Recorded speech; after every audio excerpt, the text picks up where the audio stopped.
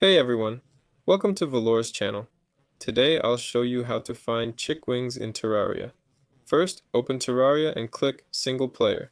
Now choose your character. Let's create a world. Use this seed 1.4.1.1 3303497. Click Apply, Small Classic World with Corruption. Hit Create and wait. Now enter the world. Walk a bit to the right. Let's go.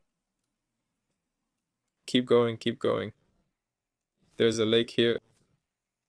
Look, fly right and climb up near the lakes. See? I don't have wings, so we'll dig upwards.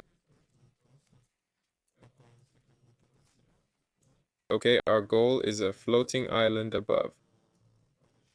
We need to reach and loot it. Here, let's climb up to it.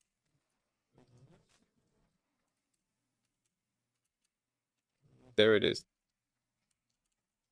The chick wings should be here. Open the chest. And voila, that's it. This was Valor. Like and subscribe. Take care and good luck. Bye.